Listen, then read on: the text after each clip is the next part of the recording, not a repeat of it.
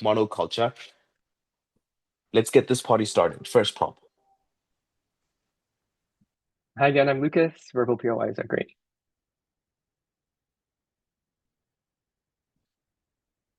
Panel, go up to any Canadian youth today and ask them who is Led Zeppelin. And tragically for our coach Brent, the answer will be, who is that the next AI-GBT? We mourn the death of monoculture, not simply because of the shows and brands that were popular, but for the communities they forged, the social impact they created, the advocacy they brought. And it is only on our side when people share such strong cultural ties with one another that they're willing to care and work with one another on a shared baseline of knowledge for a better world. We're very proud to propose. I'll do three things in this speech. First, I want to set up what the parameters of this round are, then two arguments. One, why we get more cohesive and supportive communities and societies. Last argument on why we prevent polarization and get better social discourse. Firstly, on stance. We think that our burden in this debate is to prove that a net harm has happened from the loss of monoculture, and we mourn this thing. We think the comparative is that you just have monoculture exist through other means, and that is the burden we're willing to defend. Secondly, though, what do we think led to the death of monoculture on their side of the house? We think it looks like increased access to the internet and a greater amount of media that was circulating through society. People with different tastes could access different fandoms and functions, and creators, by necessity of social media and algorithms, had to personalize and make these more specific to individuals that wanted them. Not at this time. So oftentimes what this means is that, oh, sorry, was that clarification or POI? POI?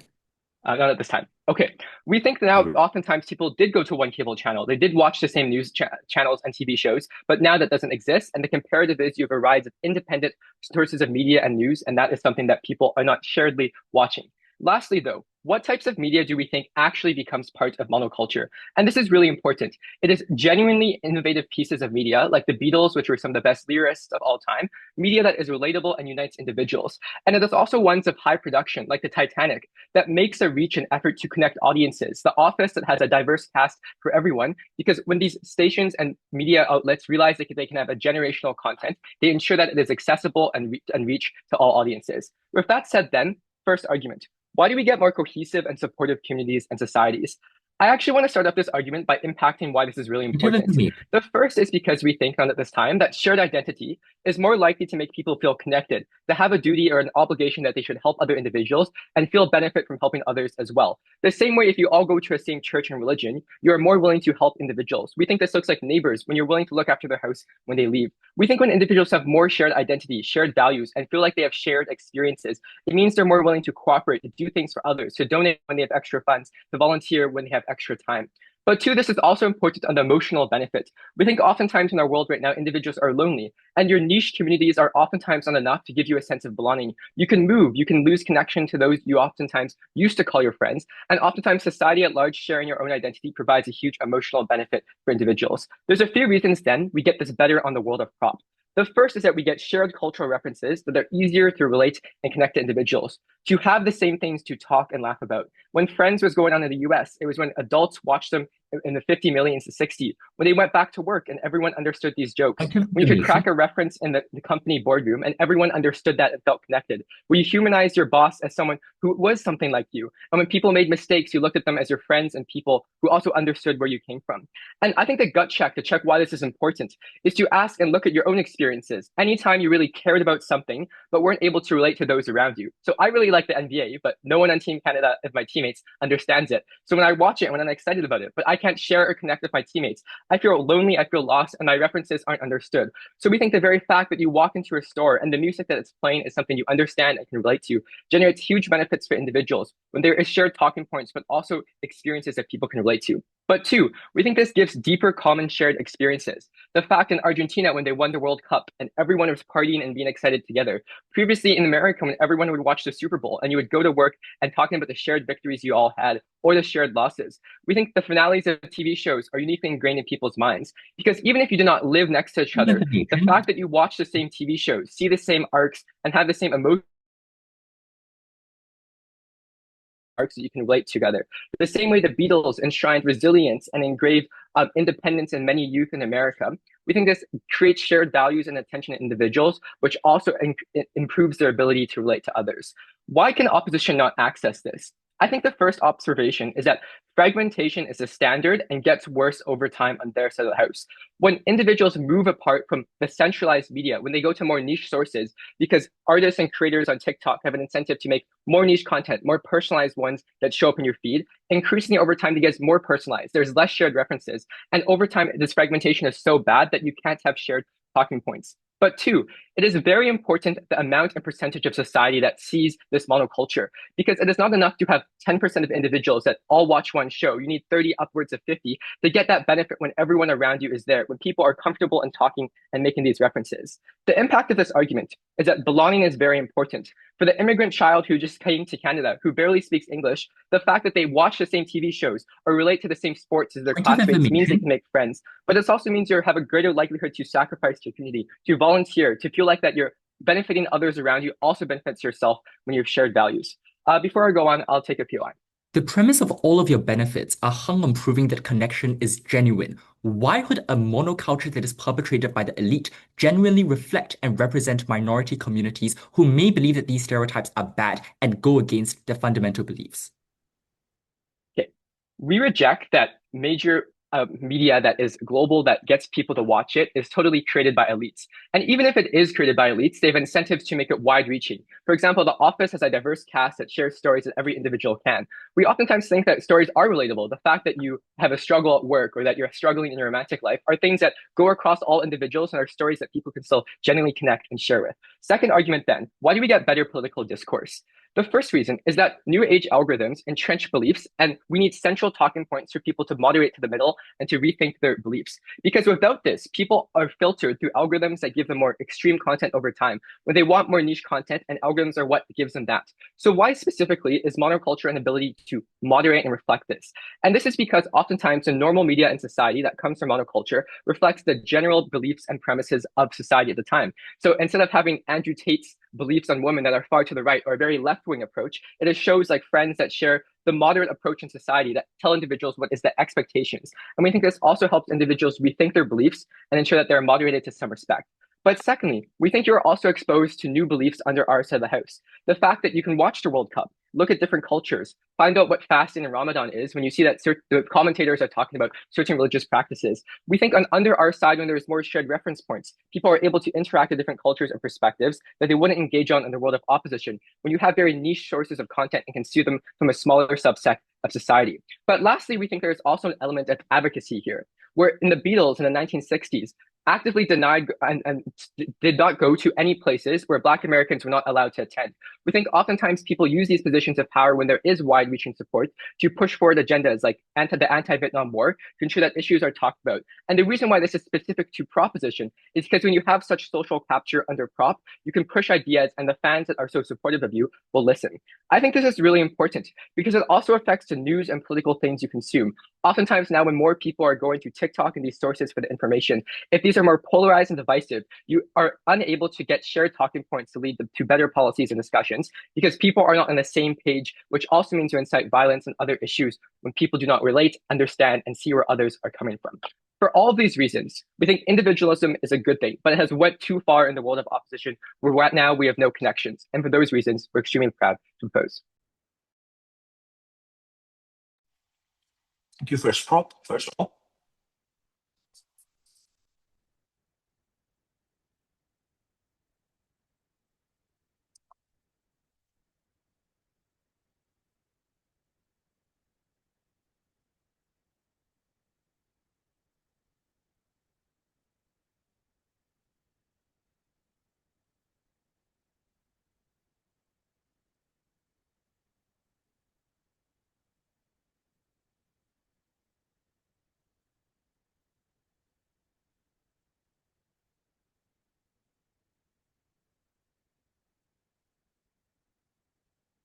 One.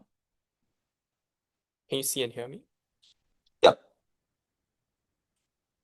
The phoenix that rose from the ashes of the death of monoculture is one which liberates art from heterogeneity and maximizes consumer choice. It is for those reasons we are proud to oppose. In stance, we do not mourn the death of monoculture. What does the death of monoculture look like? I agree with the proposition. It looks like the things like the rise of independent media, where people shift away from things like cable TV, away from big things like Hollywood, towards things which are more individualized. For example, Netflix, or the ability to create your own media on apps like YouTube and Instagram. Secondly, this oftentimes means there is a broader range of media in which individuals can consume and they do not cluster around the same show. We might still have big shows like, for example, in the status quo like Dune, in which people still rally around, but we're happy to bite the bullet that most of these shows tend not to be as long-lasting and people consume significantly higher variety in the world of the opposition. Two, what is the comparative of monoculture? I want to rain down the impacts of the proposition. They cannot get away by saying this is unifying magically. Monoculture does not mean the entire globe rallies around it. Maximally, it restricts it towards cultural areas because generally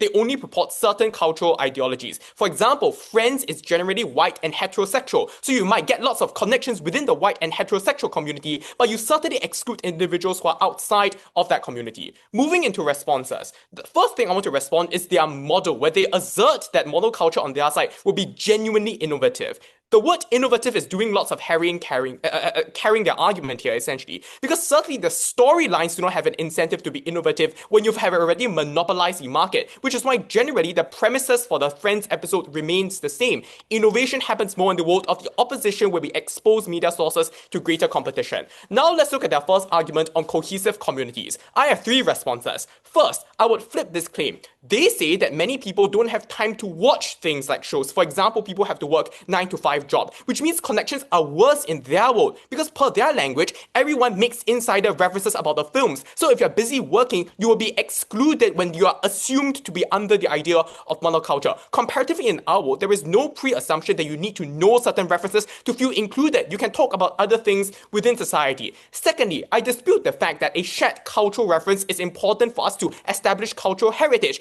I consume very different art from my friends. I'm still good friends with them. People of different minorities consume different art as the majority group. We don't think it's fair to say that they just cannot make connections on that basis. Why can't you chat about things like your lived experiences, where you went for the holidays? Those are alternatives which still exist. But thirdly, even if you assume they get some level of connection, this is a very facetious one because they're just talking about the same character that oftentimes crowds out the ability for you to engage in more in-depth discourse, which is our comparative. Their second argument on political discourse is frankly just laughable because just because you watch the same TV shows doesn't mean you will vote for the same political party. Furthermore, their assertion that these, for example, the Beatles were champion for things like the Vietnam War effort is just isolated incident. No, thank you. They give no incentive. The incentive lies the other way around. There is very little incentive for artists under the idea of monoculture to go against, for example, the incumbent government. Because many of them, no, thank you, are oftentimes funded by the incumbent government when they rely on things like cable TV networks to purport their shows. Secondly, they oftentimes don't want to put a threat onto their sources of income, right? Because if you say something extremely controversial, that's likely going to cut into your income. Comparatively, when the sources of information are diversified, that is where independent creators are more willing to speak out about things like human rights atrocities. Two arguments in my speech. One, why the death of monoculture gives viewers more choice. Secondly, why we form better connections, flipping their path to victory. First argument, therefore, why we give viewers more choice. The premise of our argument is that monoculture structurally does not represent certain individuals for two main reasons. One, in order for a monoculture to exist, generally there is an incentive to only cater towards the majority group. That is how you cater and capture the maximum number of audiences. That is why in Friends, every single actor there is white and heterosexual. There is no representation of alternate races and alternate sexual identities. That is why in most sitcoms, black people are depicted as cops, are depicted as people who are physically violent or physically active. Asians tend to be depicted as very effeminate individuals because they parrot what the majority views things, because that is the most efficient way for them to capture attention and money. The second reason this is so is because monoculture structurally crowds out smaller producers. The reason this is so is twofold. One, when big shows like Friends are able to capture market share, they can reinvest that into capturing more market share. For example, buying up smaller creators instead of letting them produce their own shows. The second reason this is so is because the barrier of entry towards things like Hollywood and cable TV is extremely high, which means things like niche creations are structurally crowded out. about. The upshot then is that monoculture does not represent certain groups of individuals. What impacts does this argument have? Number one, minorities simply do not see themselves in the shows that they are watching. They do not relate to the terminologies being used. They are not normalized, for example, gay individuals when they're not shown on screen because everything is heterosexual. This is a massive harm because we think the mirror ought to be a society towards the view that you want to live in. But secondly, and more importantly, many people watch the shows even though they do not like it. Like, frankly, people's artistic preferences do not all congregate towards Friends.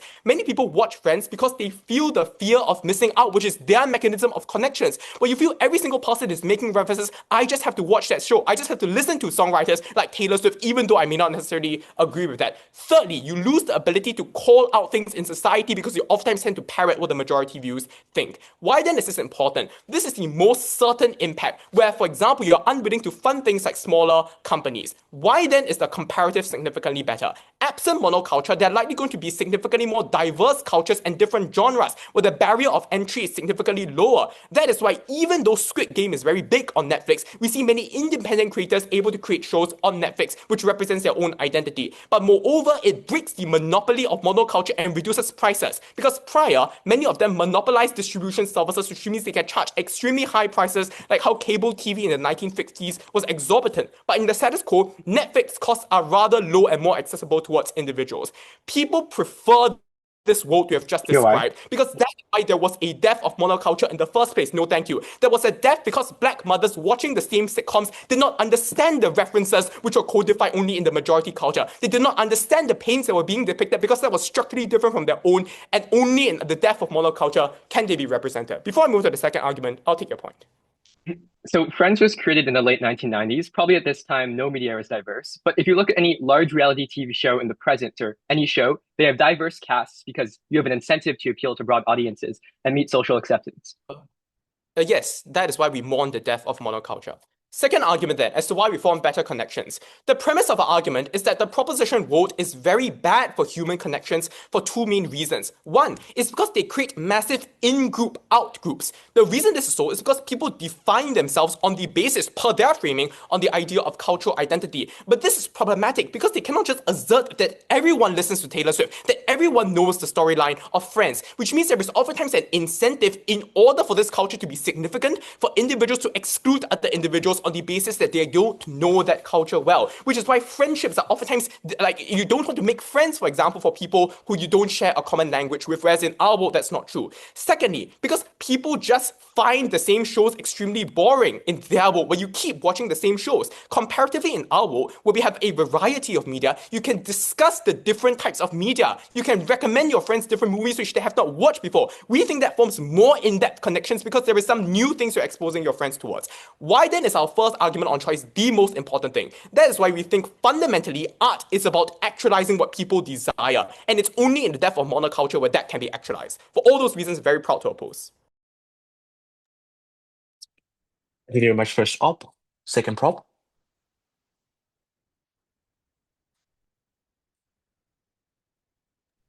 Just confirm I'm still audible. Mhm. Okay.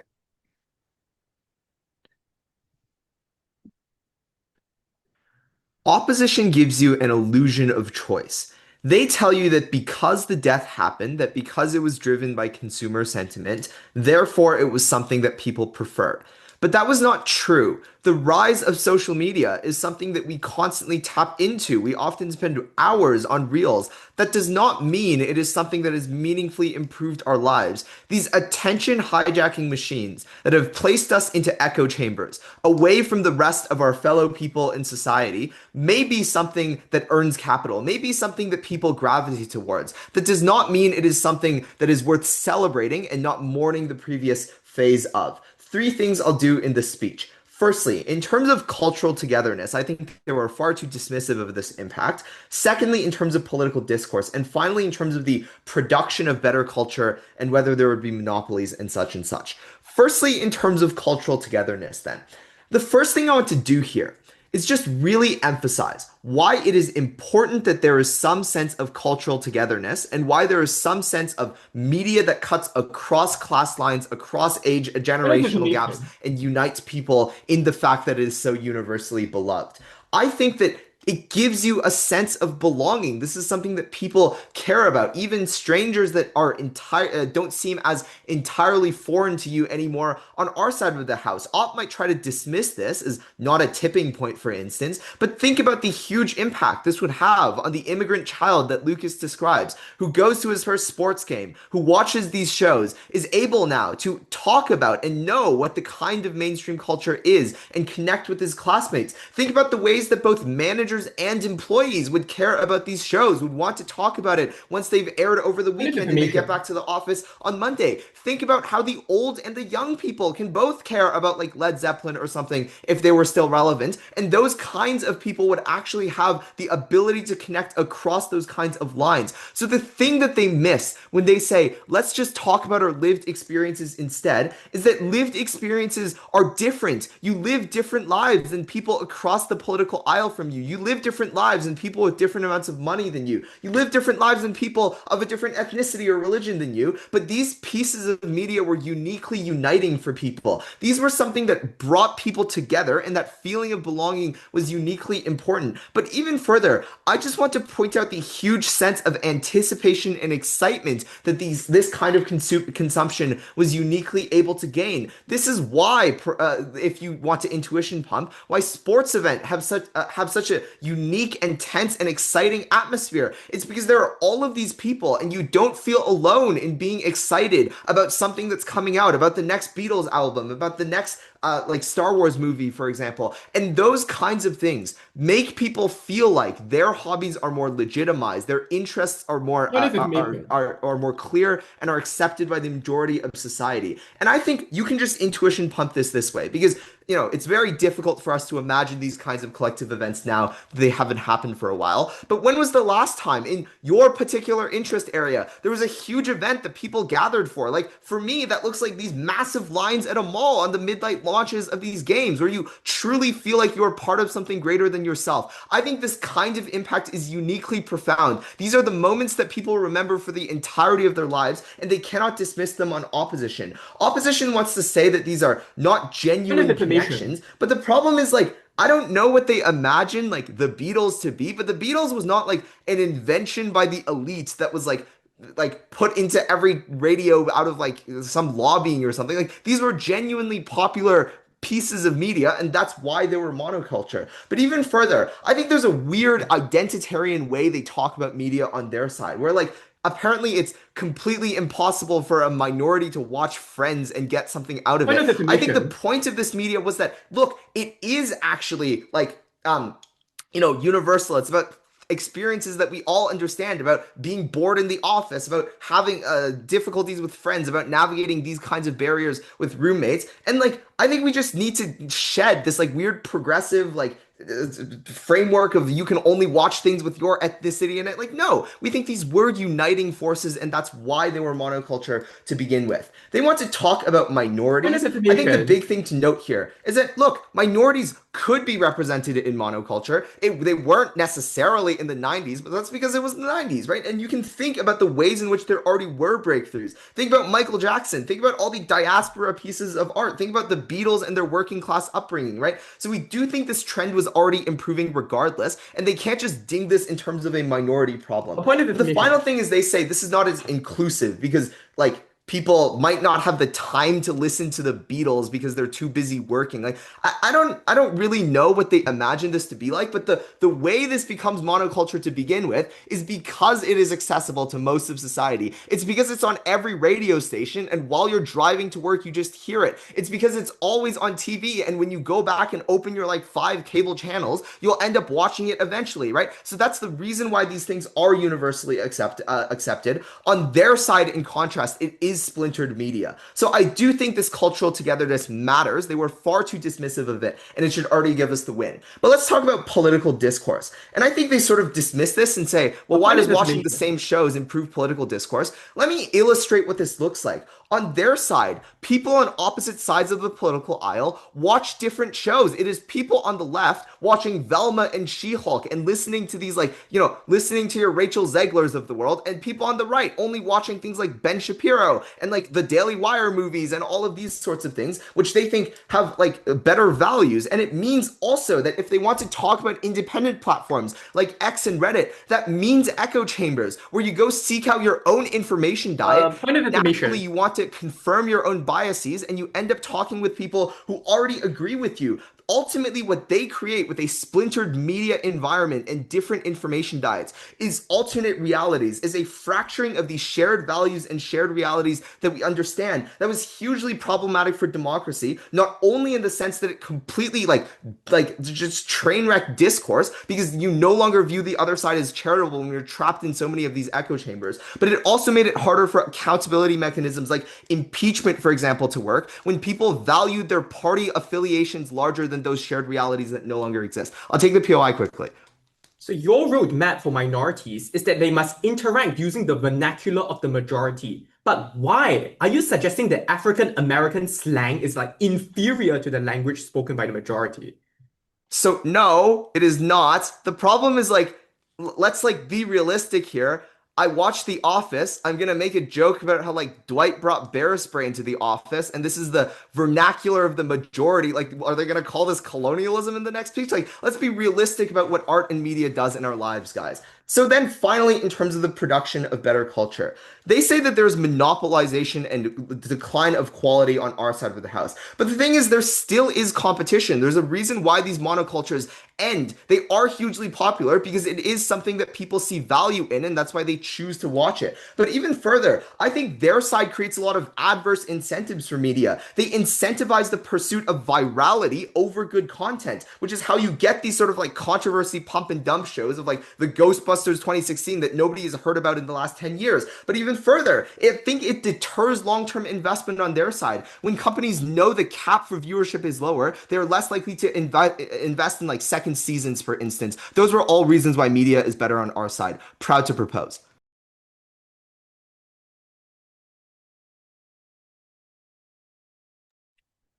Thank you very much, second Paul.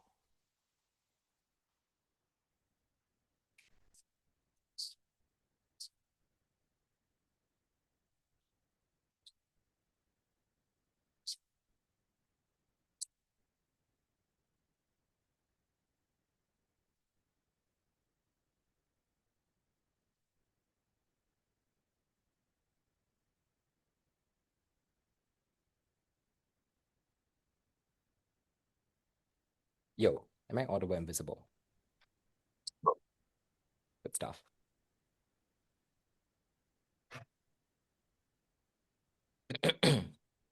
Oh, sorry. My third argument.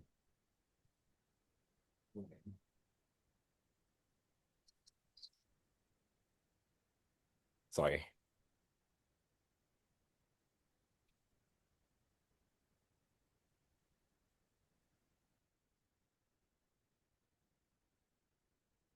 Opposition wants to talk about echo chambers.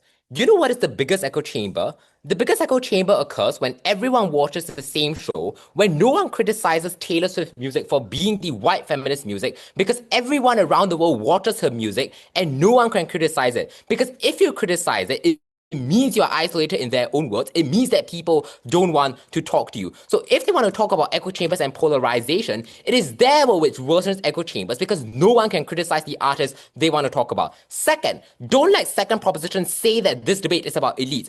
Obviously, that's not the case. We're not saying that there's a cabal of elites pouring some potions to engineer these shows. What we are saying is that these shows generally pander to the majority. For example, white references that African American audiences might not get. For example, jokes that LGBTQ individuals may feel uncomfortable by, which only heterosexual individuals are okay with. The lazy assertion we get from Jinjo is that minorities were increasingly represented anyway. But that misses the point. The reason why that happened was because of the death of monoculture. Because people realized that monoculture no longer represented minorities, so more minorities said that there needed to be a shift away from monoculture, so they get the causation wrong. But second, he doesn't give you any reasons for why this shift would happen on their side of the house. Even if we take them on their very best case where this shift does happen, I would suggest you still do not represent adequately the interests of a minority. So maybe you place a black character on the show, but you do that for the sake of doing it. You don't actually explore the life of a black individual because the vast majority of your audience in a monocultural world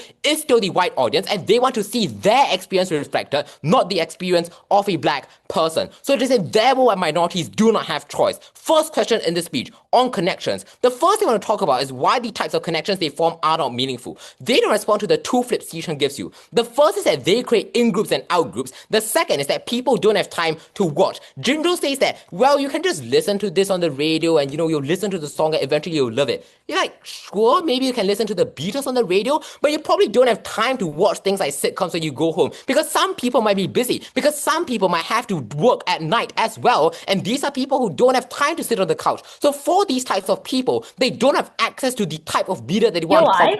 Why is it comparatively better on outside of the house? No thanks, because it is normal to not watch that particular show. You can often skirt your way around by saying maybe, you just watched another show, or you were just watching TikTok reels and these sorts of things, and you were not consuming the same types of media. So it is far easier to escape by saying you don't watch that show, as opposed to in their world, where it becomes far more awkward that you don't watch that show. That is when people feel you are no thanks for watching the show that everyone else watches. Here's an additional flip. I would suggest on their very best case, it is very bad for people to force themselves to force connections, because there are people who may be left out by these shows. There are people who may not feel very interested in these shows, but when everyone around you is watching that particular show, that is when you are forced to engage in that show because you don't want to feel awkward at the lunchtime table by their own analysis. That is when it becomes very obvious that you are faking that you like that show, but you don't actually know the plot details. That you're faking like you care about the Friends sitcom, and you're trying to act like it's a nice sitcom where you don't actually like the sitcom. That is when people start realizing you are faking your connection.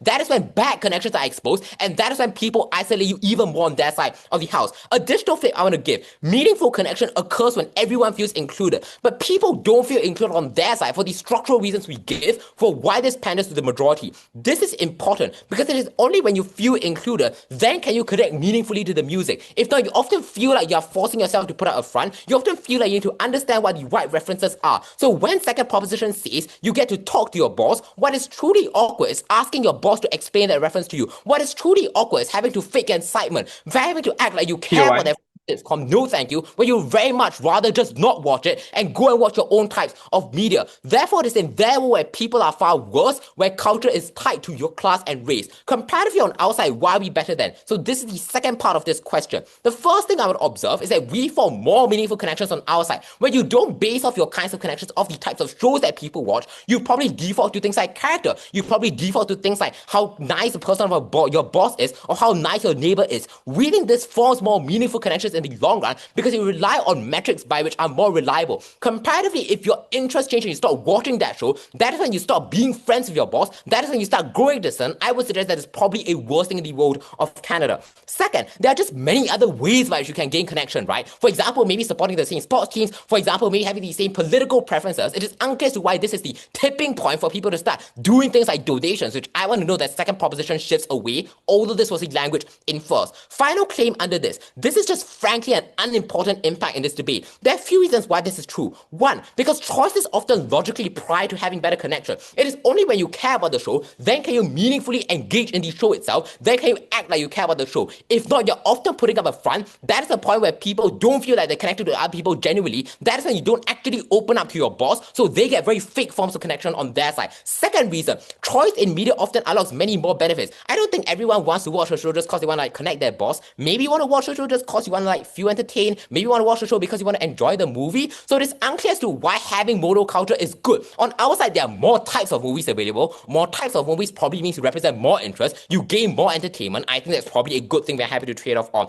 as well. Third, connection can be gained or lost by many more things, as I proved previously. So their claims are non-exclusive in this debate. Second question, very quickly on discourse. I think it's strategic for second proposition to spend 1 minute on this because this argument just does not make sense. One, my preamble flipped as to why they get more echo chambers on their side. Second, we better discourse on our side because it is easier to criticize different forms of media. It is easier to call out things like bad artists. They say no thanks, that artists may do things like not go to the place with segregation and boycott these places. But it's very unclear as to why an artist would do this. Presumably, if your general base is made up of the white people, because that is generally 90% of the populace, presumably you will not campaign against the interests of white people, because that is when they start boycotting your performances. So if anything, it is bad to give artists so much power in their role, because they can do things like perpetuate worse harms. Third, on our very worst case, we think the impact is symmetric. You being of a different political party probably means that you have different views. Regardless of whether you watch the same show, you probably differ in terms of economic beliefs and your political beliefs. So it is unclear as to why this is the tipping point for political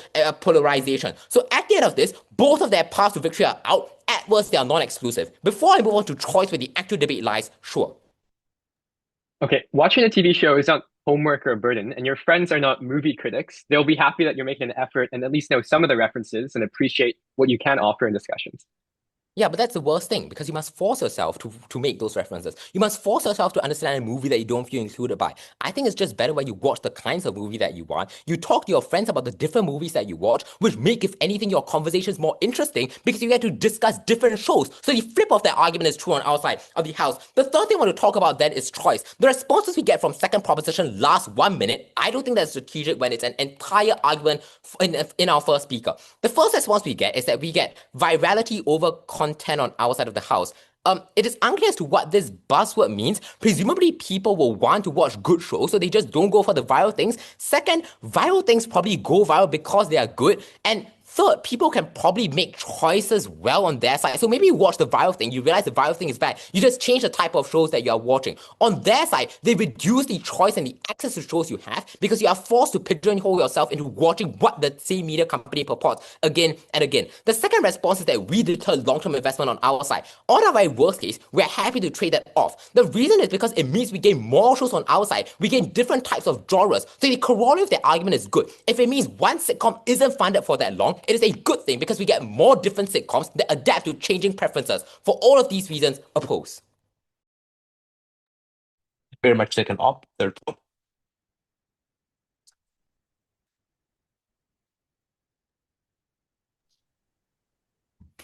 In this debate, opposition assumes that being a minority of some kind is synonymous with not being able to or not deeply enjoying the themes and ideas that are presented within films of monoculture. Because as someone who is Chinese, as someone who is a woman, as someone who is an immigrant to Canada, I can very clearly say that I can enjoy the themes in Friends because I relate to not knowing what I want to do with my life. I can relate to like my friends struggling with romantic relationships. And the reason why monoculture was effective and was so predominant for a large portion of our history was it because it made an effort to appeal to people of different demographics, to deliberately include themes and messages that were appealing. And I thought that was the reality that opposition had to engage with. I'm going to ask two questions in this speech. Firstly, what's best for community and shared identity? And secondly, let's talk about polarization and fragmentation. Let's first talk about this idea on shared identity. I want to address what the media within monoculture actually looks like. And notably, this is a prerequisite to the pivot that second opposition tried to turn to, which is if it is the case that monoculture does have themes that are generally interesting and appealing to most people, it is probably not the case that you have a significant amount of people who feel like they're really forced to watch a show when a friend recommends it to them.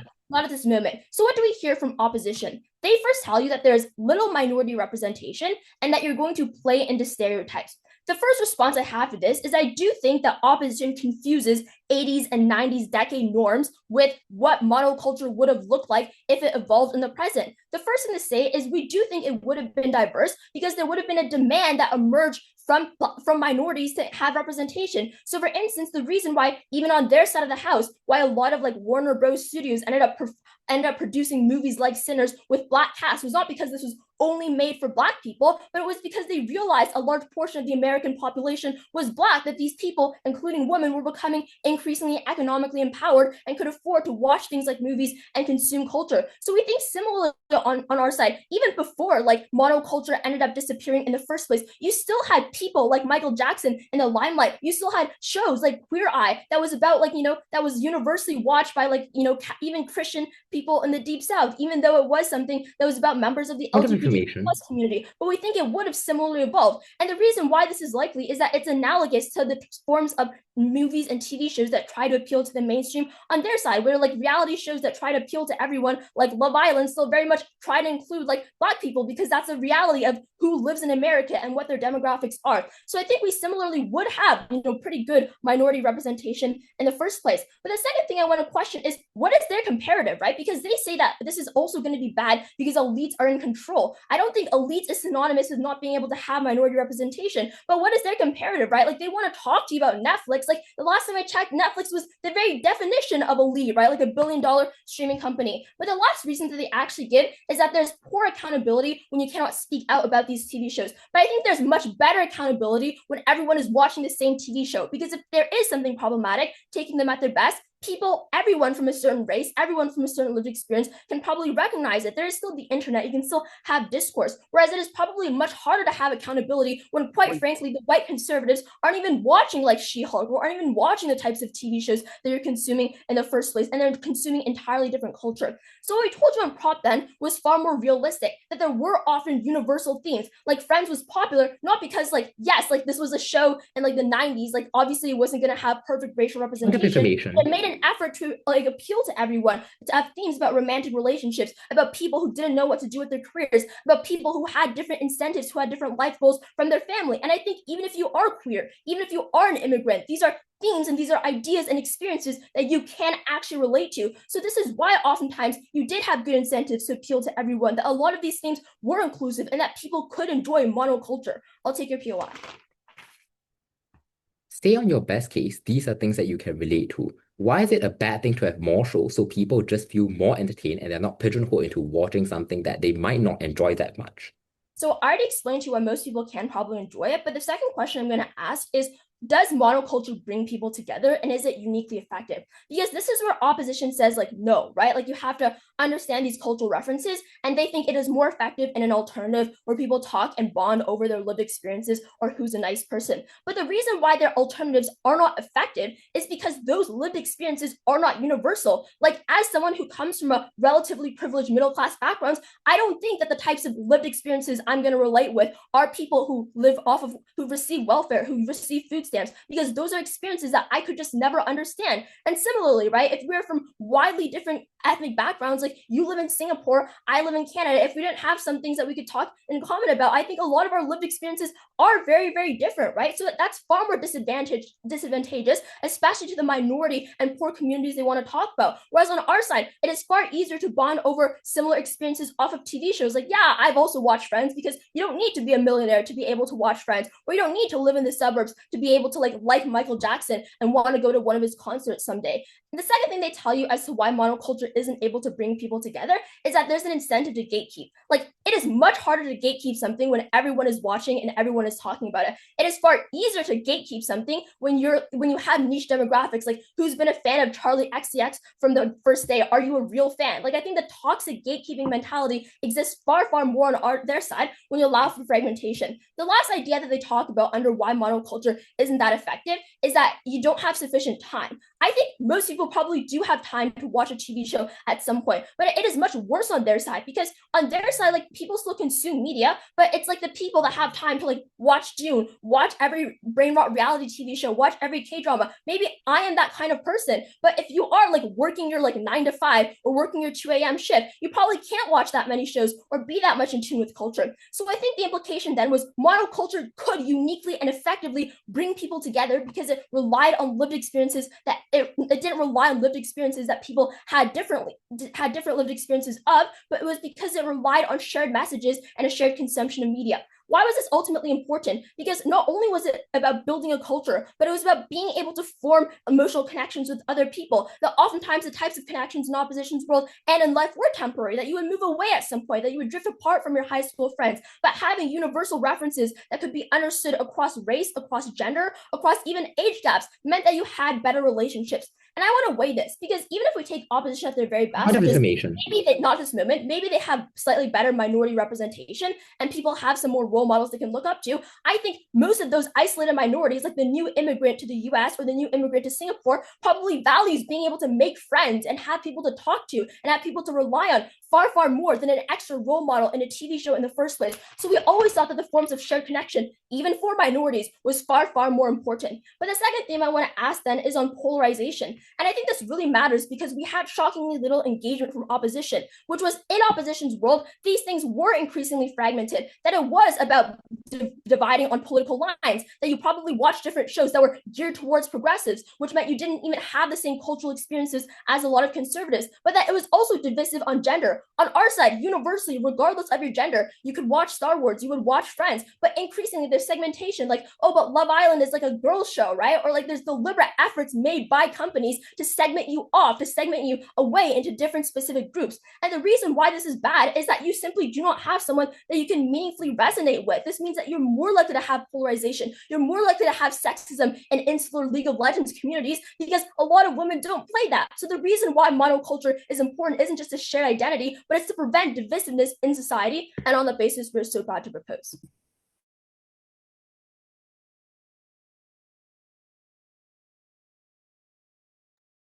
Thank you very much, third prop.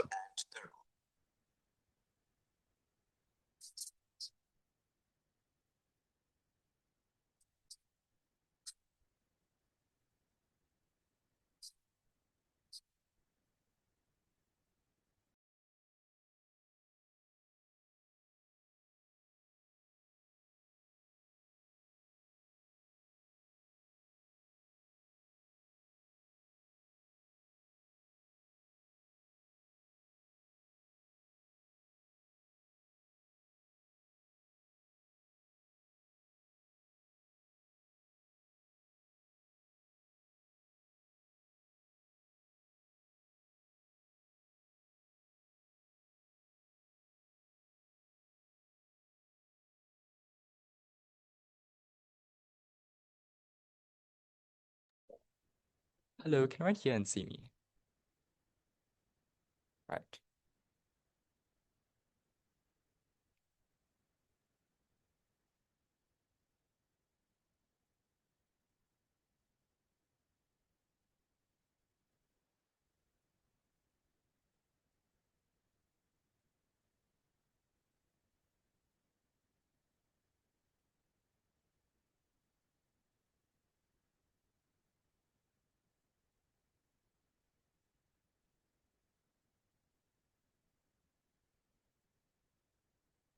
If you buy the example dumps they give about Netflix catering to many different people because they're different shows, that helps our case.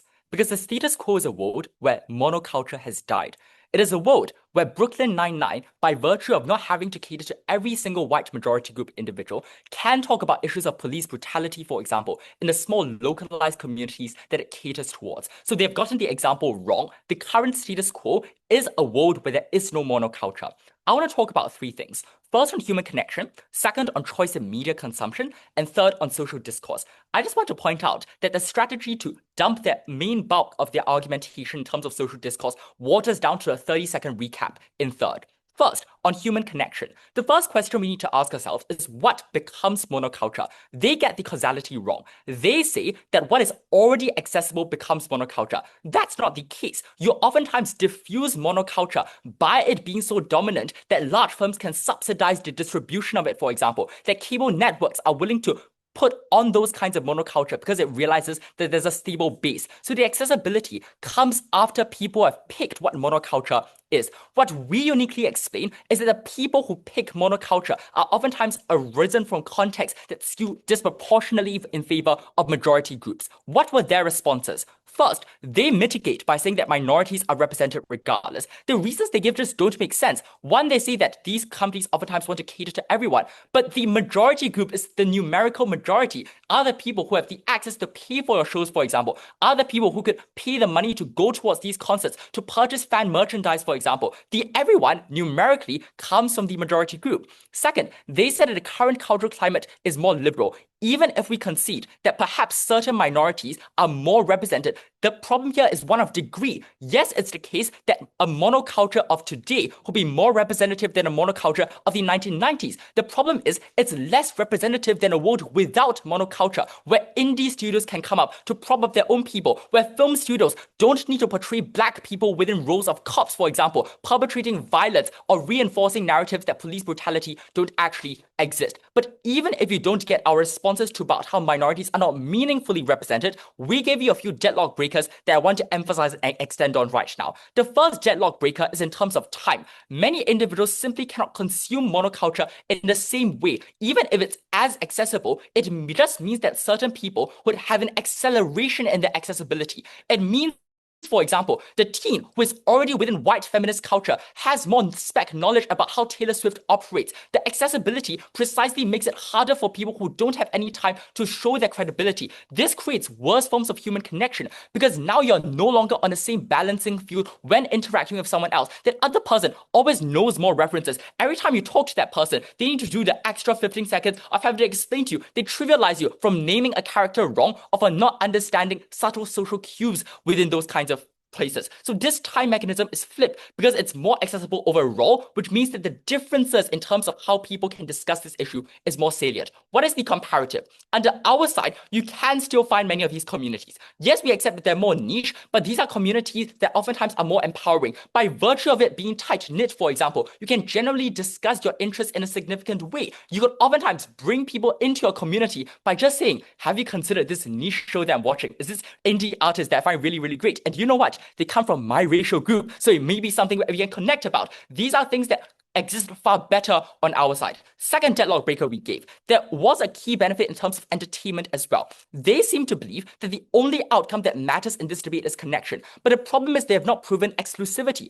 I could connect with people on so many other bases, for example. Talk about school, for example. I have to care about academics, the extracurriculars I engage in. There's a range of other things that make great connections. Comparatively, people access media for a far wider range of things like entertainment. I care about the messaging I get directly from a film. Does it reflect black culture accurately, or is it a tokenized version of what it caters towards white communities? When people, for example, realize that Drake is contributing towards white stereotypes about rap that don't properly reflect genuine experiences, when you dilute rap, for example, to just being about pop songs and singing, these are the things that people care more about as opposed to fleeting connections on their side. So what I've done is I've flipped their claims about connection, and I've explained to you why connection is held on good connection. Quantity is not the most important because they're diminishing marginal returns.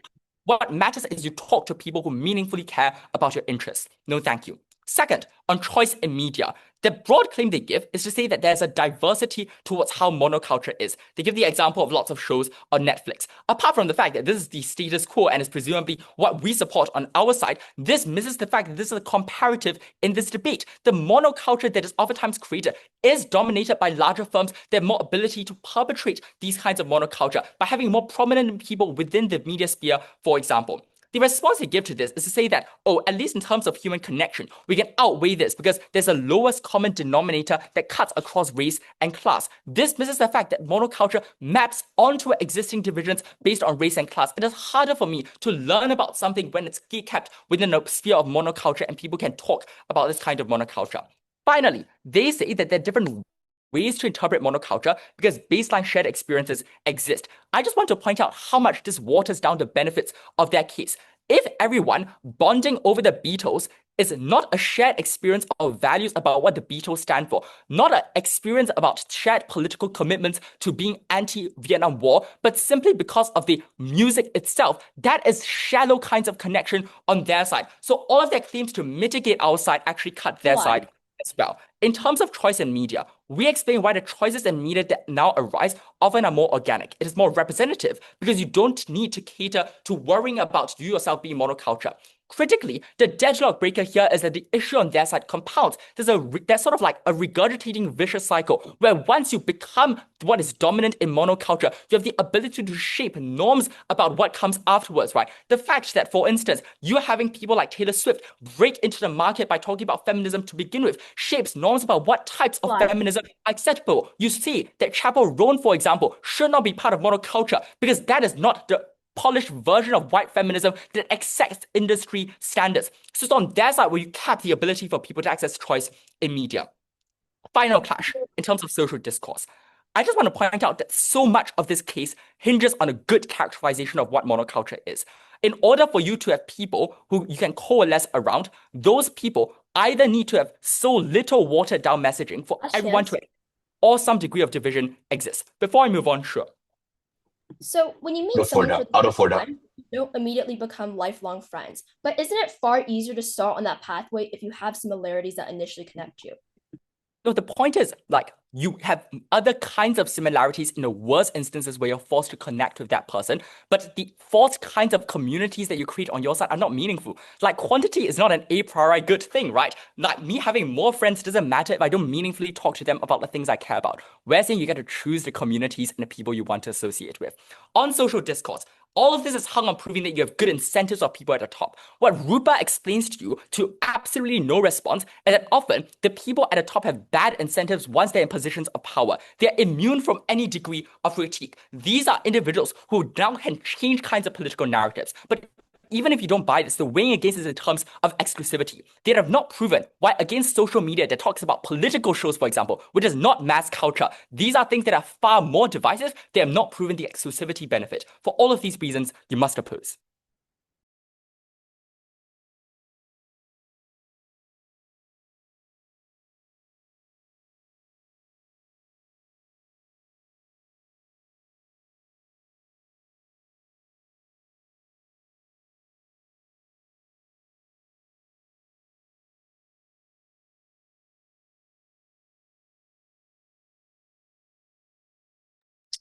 Thanks, Op3, and thank you everyone for the first part of this debate. Moving to the reply section, I invite the opposition reply.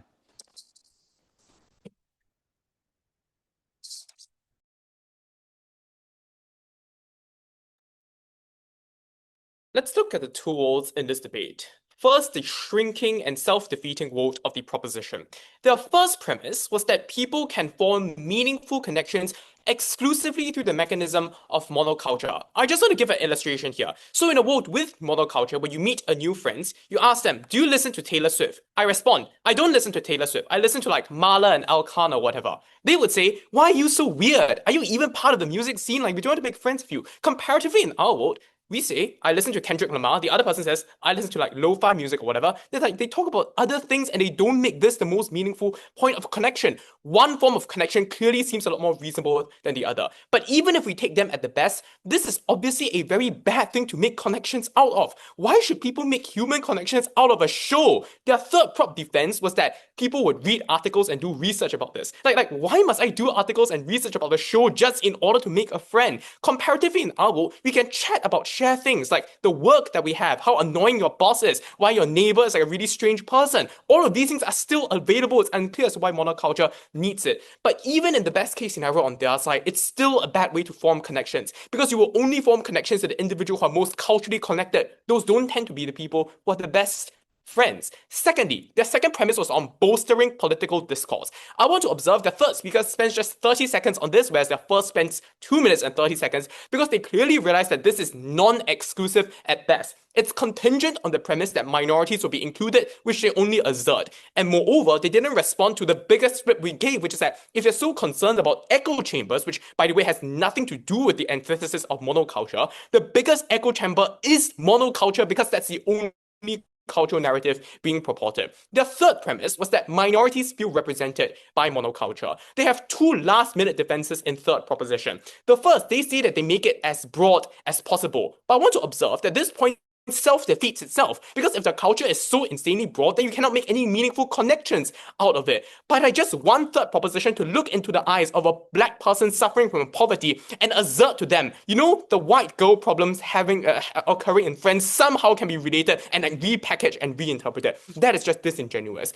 Lastly, they say that minorities need to find friends regardless, which is frankly just elitist, because we agree, but we don't want them to find friends using the medium of something which we structurally prove is going to be helmed exclusively by the majority. I want to observe the mechanisms that came out in my speech in first about why monoculture just structurally is likely going to privilege a majority group, didn't receive any responses except for counter assertions that it's changing in the status quo. The precise reason it's changing in the status quo is because they realize that monoculture is untenable. That is a non-response. Now let's look at the vote of the opposition. The most cleanest impact and the clearest one we have in this debate is just that we increase choice and entertainment. I want to observe that the burden of this argument is very low. It's not that you cannot enjoy monoculture as a minority in the absolute sense. We just give people like more things to listen to, more things to watch. You just enjoy things comparatively more. In our world, you can listen to like indie music artists. You can also listen to Taylor Swift. But in their world, you can only listen to Taylor Swift. So this is just a very clear impact about the death of monoculture. It's just we give people more entertainment. People have different tastes and preferences. We actualize them more. The argument, so that's the most clearest impact, right? And this also just shows that their connection and political discourse argument are extremely nebulous, whereas this is the most concrete impact, which we ought to credit in this debate, because we think that is ultimately what art is for. The second and very clear impact we had was that artists in their world actually gained a pernicious veneer of legitimacy. They had no response towards this, where, for example, Taylor Swift's music don't receive any questioning because of the monocultural representative, which actually flips their claims of these people being able to use it for justice. Lastly, we also flipped their path to victory and prove why on our side, people form connections on far more substantive and meaningful basis rather than just listening to the Beatles. For all those reasons, we're very proud to oppose.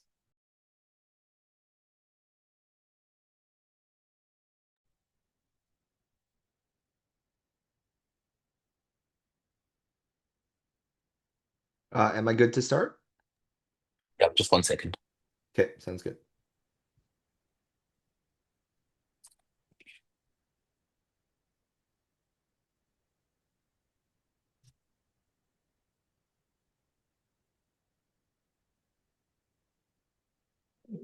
Right, whenever you're ready. Okay, sounds good.